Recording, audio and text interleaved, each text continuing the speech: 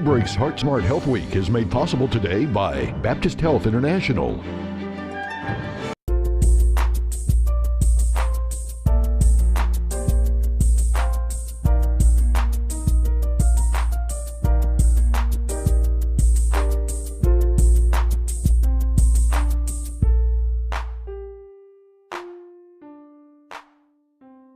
Well, blood is the life force of the body, and by donating 1 pint, you can save up to 3 lives. This morning, I'm here at the blood bank, where I'm currently donating my blood, and we're going to find out about the work that they do here from Greg. Good morning, Greg, and thank you for being here.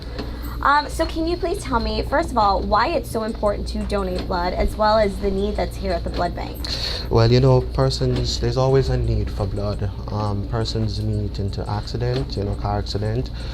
Persons can have diseases like leukemia, where the cells are not being produced properly. Somebody can be dehydrated, for example, somebody who has had burns, So there's always a need for this life-giving substance in our body. And also to stock our supplies as well. Cool. Can you briefly give us an overview of the process from when a person walks in to actually being here on the chair? Oh, sure, no problem.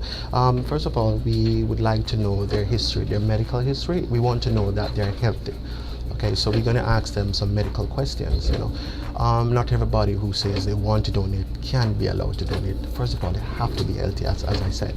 So we ask them questions. We want to know their name, age, where they live, and any medical history. After they have satisfied our guidelines, we come in here, they have a seat. We do a mini physical check where we determine their blood pressure. Okay. And we also determine their hemoglobin count.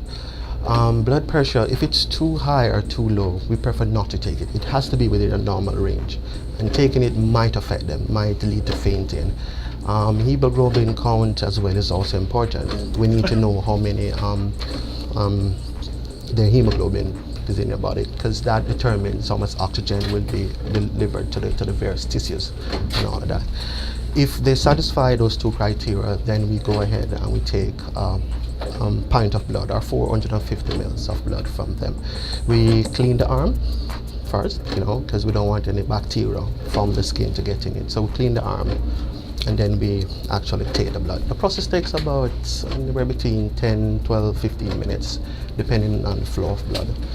After after blood is collected, we observe the patient for a while, for a few minutes, to see that they don't react to us withdrawing the blood. And then we offer them drinks, because we have taken out some blood from their body. They're going to have less blood volume. So we give them a bottle of juice. We would encourage them to continue taking lots of fluid. The body will produce it, will reproduce the blood volume in probably 48 hours. But the cellular components of the blood will take probably a month or two, all right? But we stress that they drink a lot of fluid and to get plenty of rest. Okay.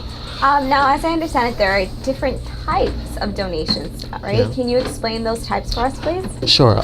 We at the Cayman Island here, we strive to make it 100% voluntary, meaning that somebody just come in and donate, all right?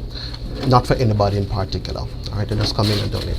The other types are autologous, where persons, if they're going for surgery, they can donate their own blood. And direct donation, where a family member or a friend donate for a friend.